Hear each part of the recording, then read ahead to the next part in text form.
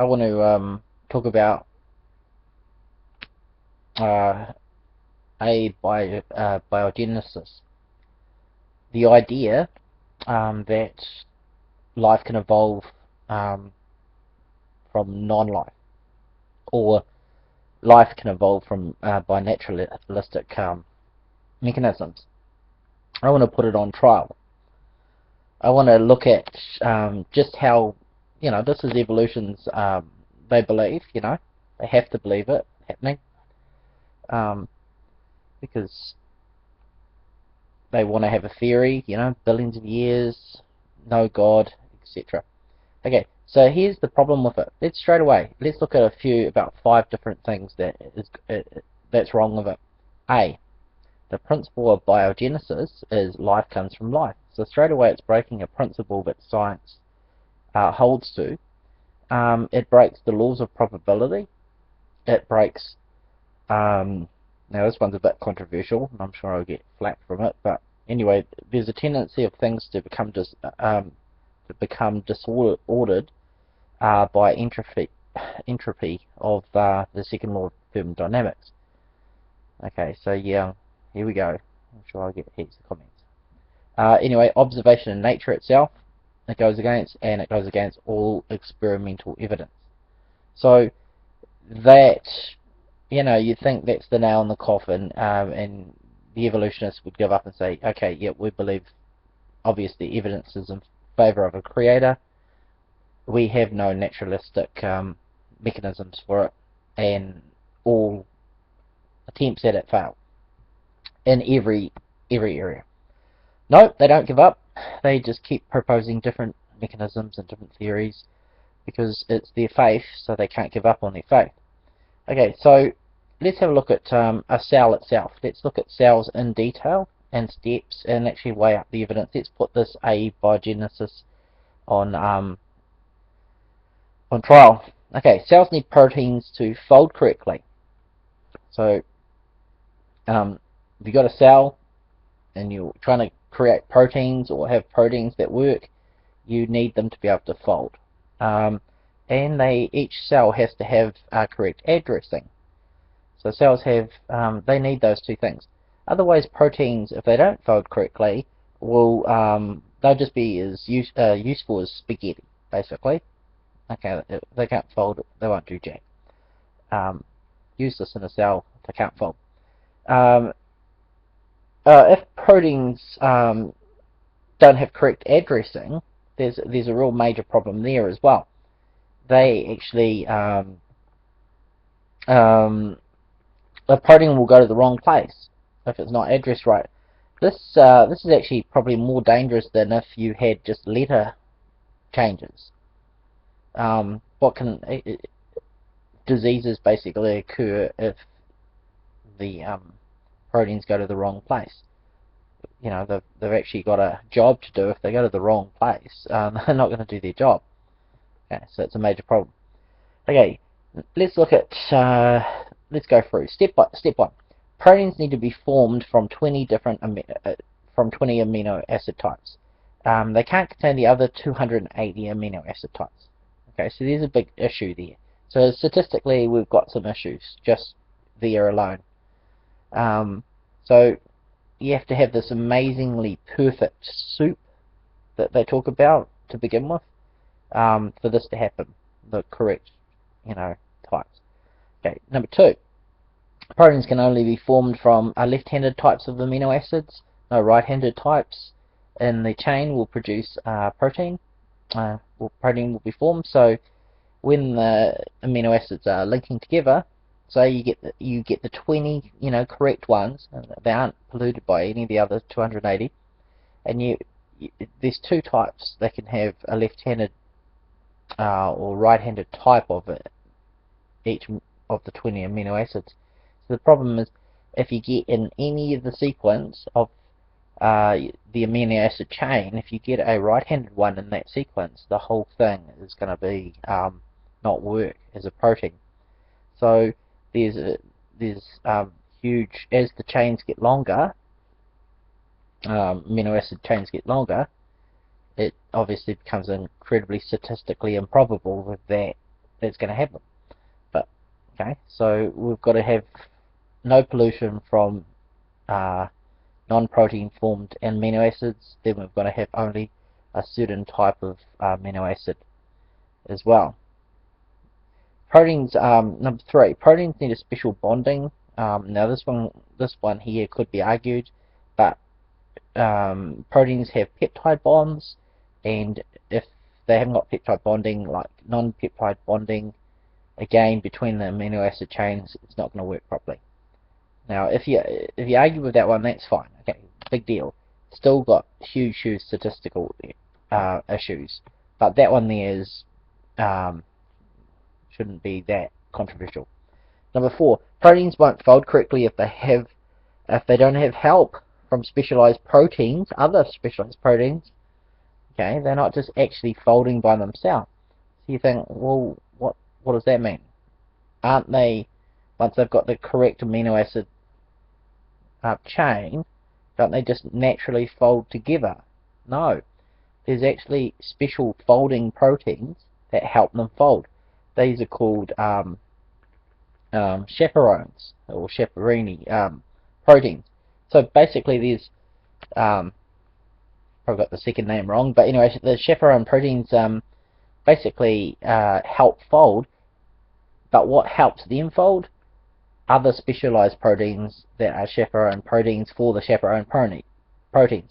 So there's a multiple layer of complexity here happening.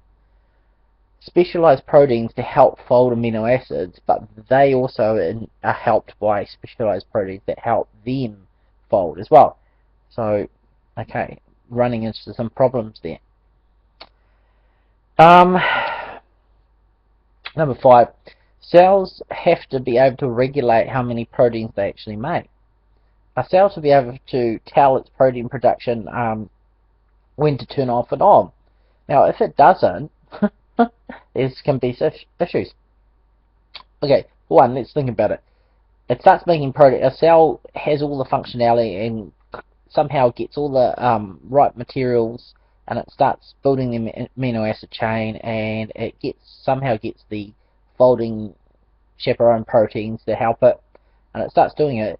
But it just keeps doing it. It doesn't actually stop. It's gonna actually run out of materials. So it has to know when to regulate the production. So it run out of materials to make the proteins, or it could actually run out of room in the actual cell itself. Okay, so there's either it doesn't make enough, or too much, or not enough. There's all huge issues. So there needs to be regulation, and regulation comes from information. So where's the information coming from? In the case of the cell, it's stored in the DNA. Okay, to help regulate, well, you could say the RNA. Okay. But anyway, we're going to just say normally it's cell regulations in the DNA, and that's what helps us know, the cell know when to stop, when to start. And there's a few other issues, there's the epigenetics from environmental factors that also help somehow play a part in this as well. But I'm not going into that. It just gets far too complex. So okay, so there's that. Okay, let's look at all these issues. Each one actually is statistically insanely impossible. Okay, there's not, and in the 13 to 15 billion year time frame that the Big Bang is supposed to have happened in, they don't have enough seconds for this to actually be statistically probable. Okay, so that's a huge issue. But anyway, let's have a look at this in general. If a cell needs protein, it has to have correct folding and correct regulation and correct addressing all at the same time. Now that is a real problem. How can you get correct addressing, correct regulation, and correct folding at the same time? Can it happen just in little bits and then add to it? No, because it has no actual function. It doesn't do anything. It can't actually do anything in the cell, and the cell will die. We know material decomposes. So you've got a huge problem there about time. This is called irreducible complexity. If all the things that aren't working at the same time in the interior of a cell, then it's not going to work. Okay, so there's a big problem. It's like the problem with the chicken and the egg in genetics. Okay, now think that one through really carefully. That's actually real complicated too, especially when you're thinking that somehow. No, I won't go there. Anyway, so what? The proteins that make up the cells will not. The proteins that make up the cells will not. Do not form anywhere in nature except in living cells. Now that's observable evidence. That's the observable part. They don't see any proteins being formed at all, okay, in nature. So observable evidence is against evolutionary abiogenesis, okay? One reason cells can make them is because the directions for making them, turning them into production, the production on and off, or are already present in the cell's library of information in the DNA, called the DNA. Once made, proteins could not function unless they were properly folded and addressed. Again, neither making proteins, folding, addressing, nor regulating their production could invent itself. Yet no cell could live unless all were in place and working together. These brilliant solutions are scientific facts and constitute evidence for a very intelligent creator. Okay, so there are so many issues there. It's pretty incredible. So we're going to look at each issue in depth. Okay, we're going to analyze them in depth and really tear this apart. Okay, because evolutionists actually are basically not educating the public. They're dumbing down the public or the school textbooks in this area to try and make it seem plausible. When in fact, when you break down the problem into its more complexity, you realize they are absolutely understating the problem, and it's impossible. Okay, let's look at the actual cell membrane. Now, why look at the cell membrane? Because cell membrane has to be act as a barrier to protect the contents of the cell from escaping and mixing with its surrounding environment. It's got some functions, so we'll look at it. Each cell is contained in a two-layer membrane made up of lipids or fats. These can only be formed in cells. Okay, that's observable. They've only seen these things formed in cell. Again, observable evidence. Here's a quote from a guy about this. Now you might think, oh yeah, it's possible and all this, because I've tried to say lipids can happen by accident. Well, here's a quote from a guy who knows a lot about that. Okay. Though a few organic substances, for instance,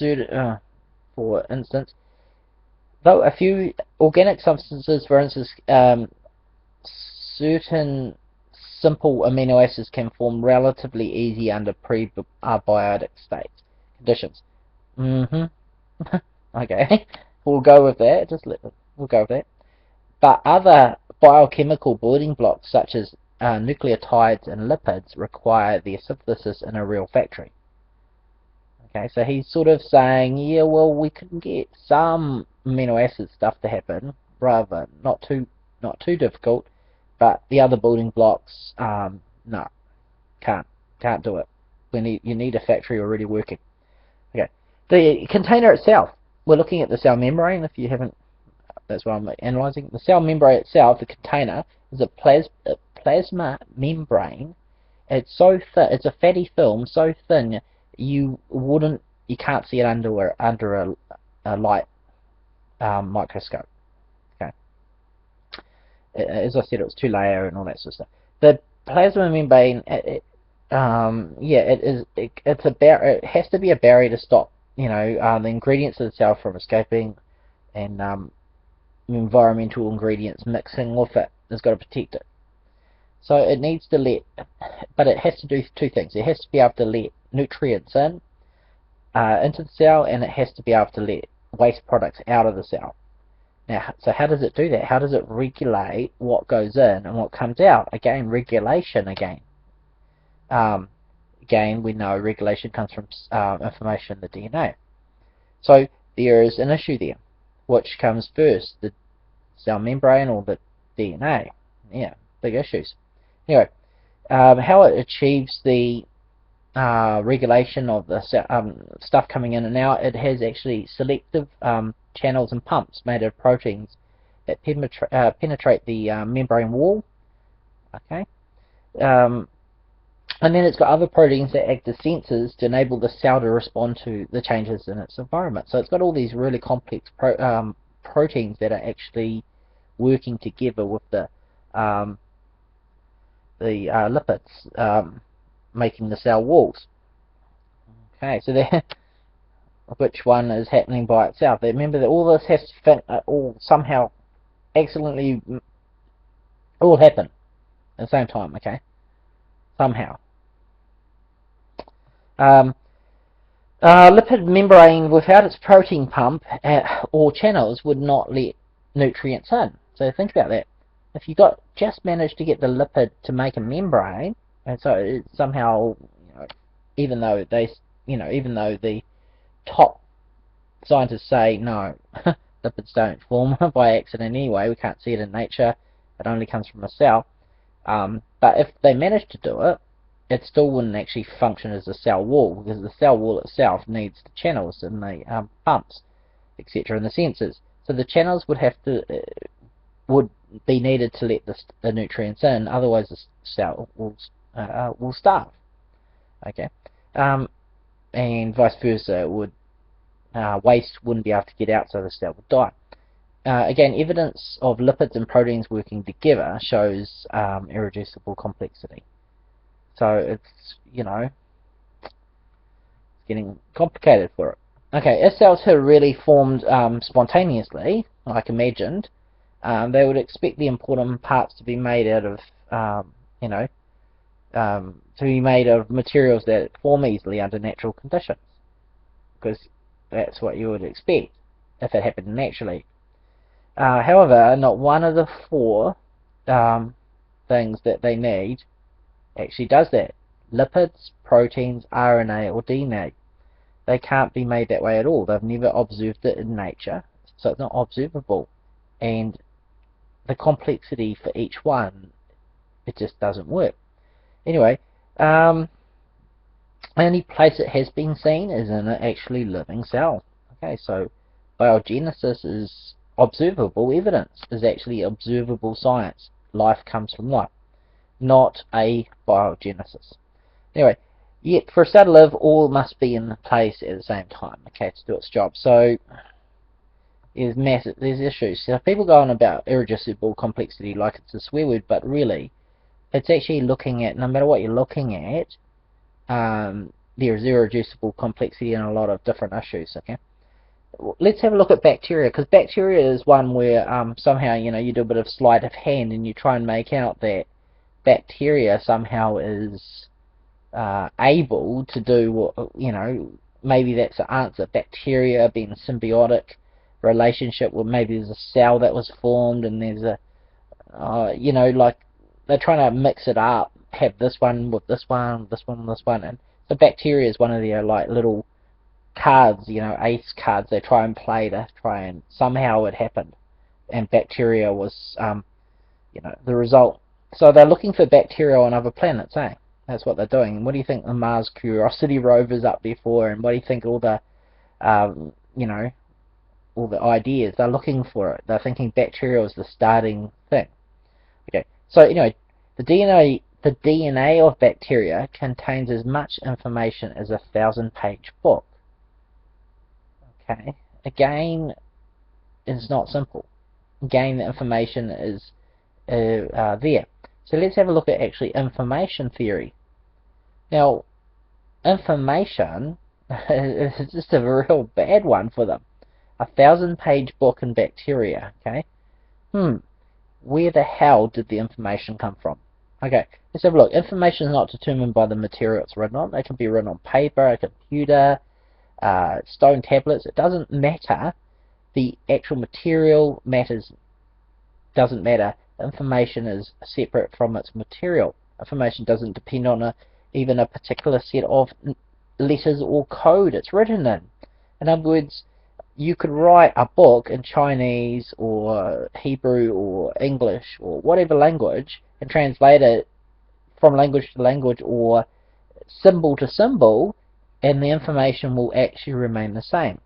It's not dependent on the different the different code it's written in, or letters, or its materials.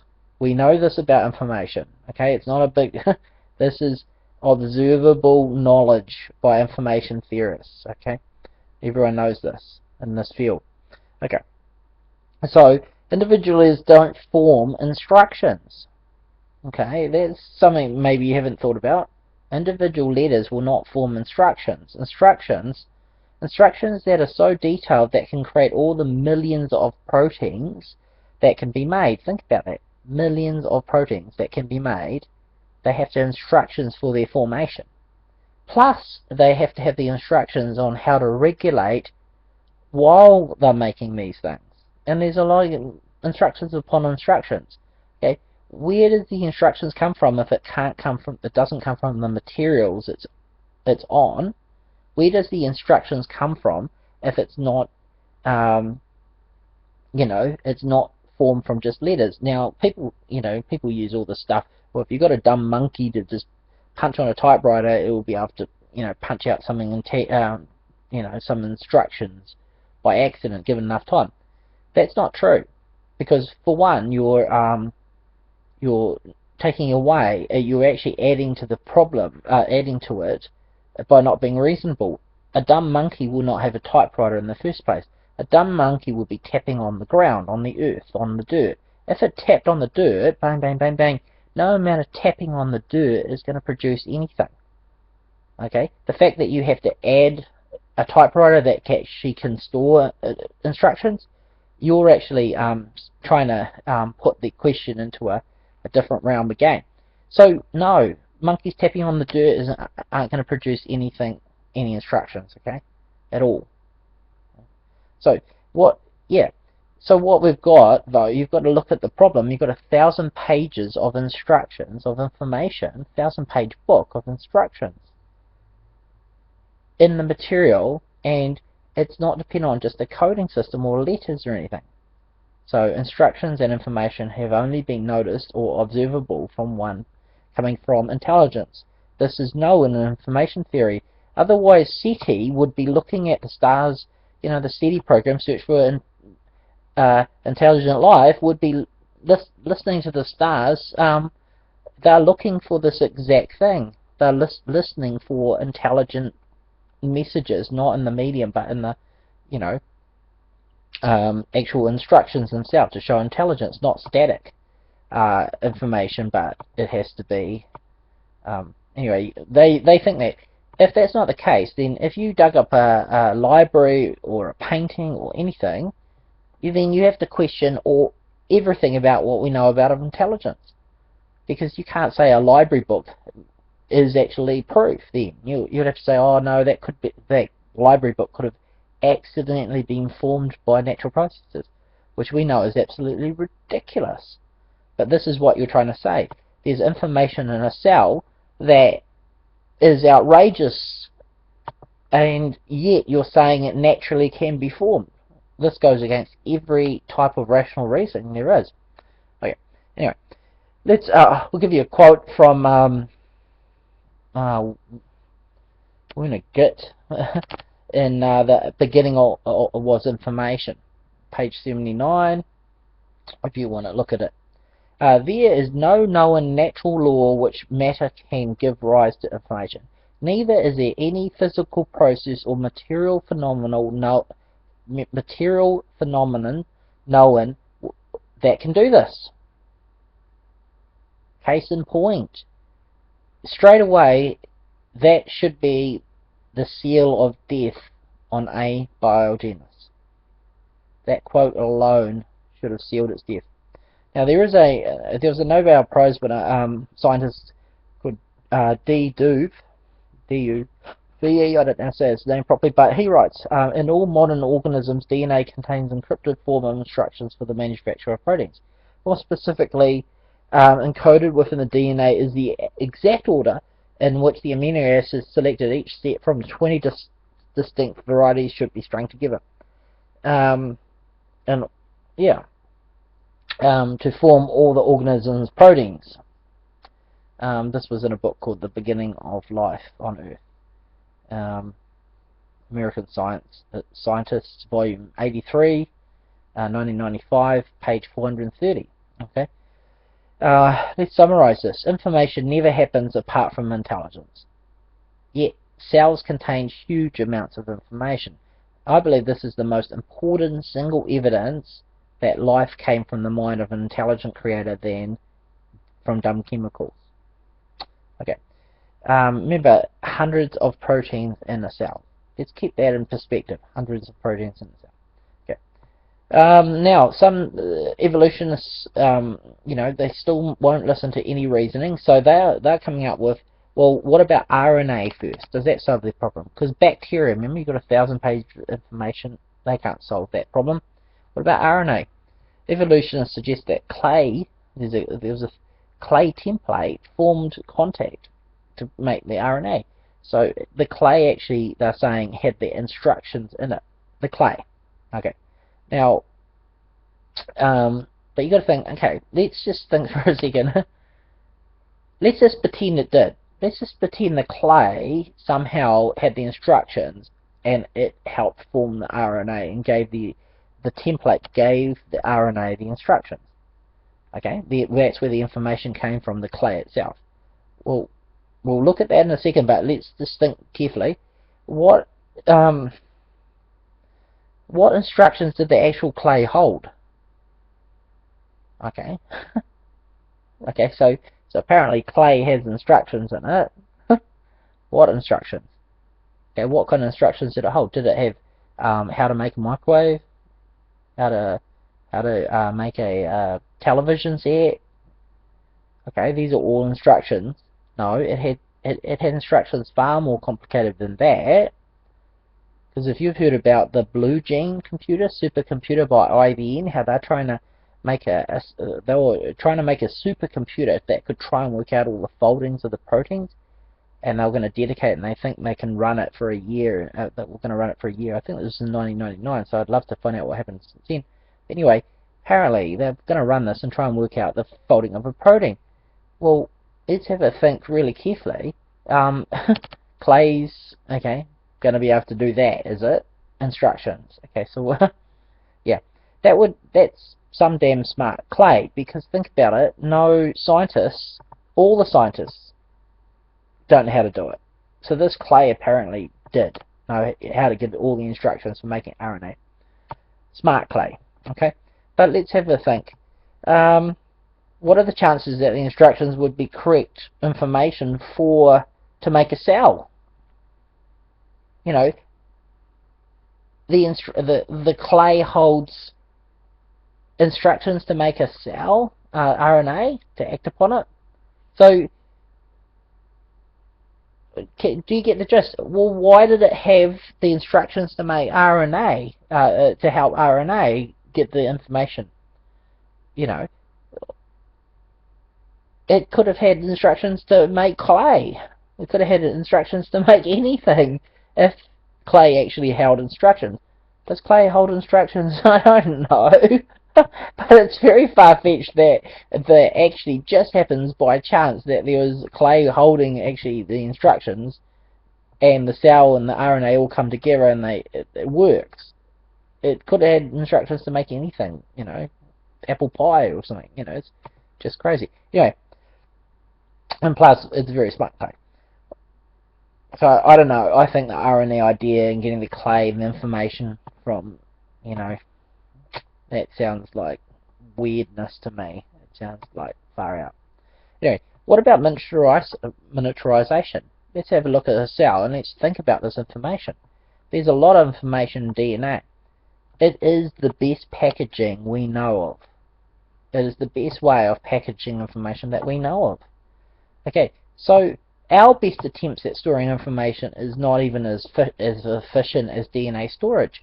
So we've got all these smart scientists building computers and storage and all that, But you're saying information stored in DNA, which is far more clever, showing incredible miniaturization and storage capacities, is better than our what we come up with when we throw our efforts at it. Okay, so that's interesting, isn't it, when you think about it? Yeah. Yes, push. Anyway, in order to live, a cell must have at least, parts, several parts at the same time. It's got to have several things for it to live. It has to be able to separate itself from water around it. It has to be able to take in food, expel waste. It has to be able to use food to make energy, and get materials for cells to work. It needs to be able to have all the working parts that permit the cell to do these things, and it has to have the information to direct the activities of these things. It also needs to be able to reproduce. Did you just hear the list of things a cell has to be able to do? And remember, we're just analysing just a cell wall before. It is extremely complicated. Okay. How much evidence do you reckon it requires to actually falsify something? When is something considered falsified? How much evidence does it actually take? Well, I want you to think a little bit about evolution, its claims. Its claim is that life came from a naturalistic process. How much evidence is it going to take to falsify this claim? And when will they accept that, no, it can't have come from a naturalistic process, it shows there must be a creator or intelligence? Okay? How much evidence? Well, when we look at Mount Rushmore, let's have a look at this for a second. And let's go through thinking about what is it going to take to falsify this evolutionary idea. Mount Rushmore, we look at it, all the president heads and stuff. Let's try and find a naturalistic answer for those president heads to be formed there by nature without intelligence. Let's try and do that. That is exactly the problem that evolution is trying to work out when they're doing cells. That's the problem they're facing. That is their biggest issue. They are trying to, the overwhelming evidence is for a creator, and they've just got so much evidence, overwhelming evidence, compiling against them, but they're still trying to find a naturalistic answer, like, that is glaringly obvious. Okay, just like Mount Rushmore, if they tried to somehow prove that that happened all by accident, even though the actual all the obviousness of it points to intelligence carved the heads of the presidents so they look like dead presidents, or presidents that are around. All naturalistically, everyone would go, we think we can falsify that. Okay, so problem is the evolutionists are not letting the evidence falsify it. They're not willing to go believe it. Okay, that's really the problem. Let's have a look at time. Time used to be the magic thing. There was one professor, I struggle to remember his name, but there was one guy who said, with time, the impossible becomes probable, and the probable becomes, I'm misquoting him. No, I won't misquote him. Anyway, time apparently was the magic that let things that were impossible happen. Okay, so that's the essence of what he said. So what about time? Let's have a look at this. We know from observable evidence that materials decompose with time. So when we're thinking about all the irreducible complexity, all the cell structures, we've got to come up with a way where all this stuff is happening at the same time. Otherwise, there's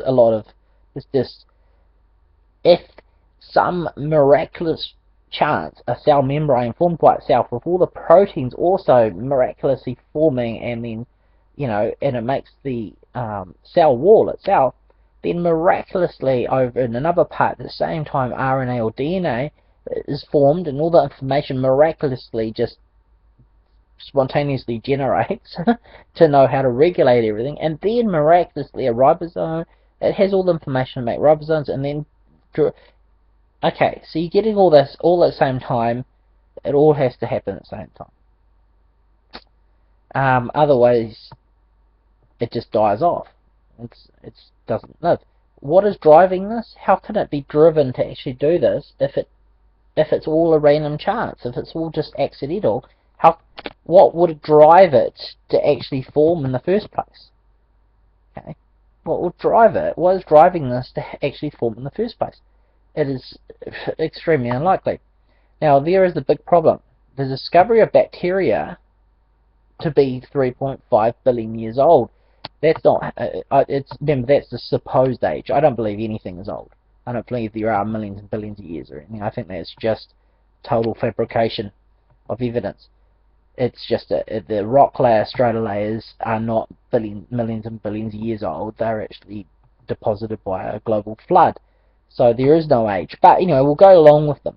That they think they've found bacteria which is supposed to be 3.5 billion years old. This gives them huge headaches. This gives them big, massive problems. Because if this bacteria is 3.5 billion years old, and you think the world itself is 4.5 billion years old, you've got the cooling effect. Okay, you've got less than half a billion years for this bacteria to have formed. And this bacteria is exactly the same as what bacteria looks like today. It's same complexity. It's the same. It's okay. There's no evolvedness there from the bacteria back then to the bacteria now. So you've got to get that in half a billion years. Okay. So think of the time frame, and what are we trying to get? We've got to get a cell wall. We've got to get all this stuff. Okay, to get this to happen. So this is what this is the problem. There's no time for random chance to occur to make the RNA, no time for random chance to occur to make the DNA, no chance for the cells to form. There's no billions of years for this to happen because of the bacteria being that apparent age, no millions of years for it to happen. Okay, so think really carefully. A Nobel scientist, again, Duval, I think his name, Duval, something, D-U-V-E, anyway, he wrote this about fossils. Advanced forms of life existed on Earth at least 3.5 billion years ago. It is now generally agreed that if life arose spontaneously by natural processes, it must have arisen fairly quickly. More in a matter of millennia or centuries. Oh, wow. Perhaps even less. Did you hear that? Did you hear his quote? Less than a centuries for it to have evolved? Okay? Yeah, or less than in millions of years. So basically he's saying, no, there are no millions of years, there's no billions of years, there's no millions of years. It could be thousands or hundreds we're talking about now, or even less. Where's the time for all this to happen? Where's the time? There's none. Okay, it's all gone. And paleontologists have actually found this in the fossils itself. They say the similar thing, but they're trying to come up with theories. So paleontologists are saying, fossils seem to show rapid evolution. Why? Because the fossils don't show that animals have changed quickly from one observable fossil to the next. Like, the fossils just seem to be fully normal animals. So they're not seeing any in between, animals. Okay, so what have they come up with? They've come up with a theory called punctuated equilibrium, that, it happened really, really fast, basically. Okay? Because why they have to? Because the evidence, again, observable evidence, is not in their favour. So, let's summarise some of this. All the ingredients of cells need to be formed at the same time, in the same location. That's very important too. If they happen on one side of the planet and then happen on another side of the planet, well, no life would have happened. We're talking about proteins. We're talking about cell membranes. We're talking about DNA. We're talking about RNA. We're talking about information. We're talking about and that's including bacteria. And so here's a quote here. This is the struggle that evolution is against. This is the clear. Here's a clear quote, so you know what the struggle is actually all about. Origin of life research consists in looking for naturalistic alternatives to the area of creation of life by a designer. So once more, just in case you didn't hear, the origin of life research consists in looking for naturalistic alternatives to the idea of the creation of life by a designer. And that was Iris Fry in The Emergence of Life on Earth, 2000, page 184. So they are trying to explain naturalistic methods for instead of life by a designer. They're trying, but it clearly, again, the issue comes down to information we know, observable evidence we know. None of this stuff forms by non-intelligence.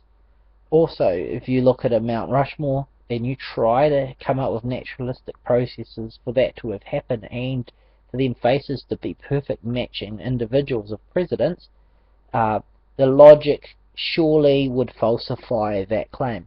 And I presented several things that should falsify the claim that abiogenesis is actually possible without a designer.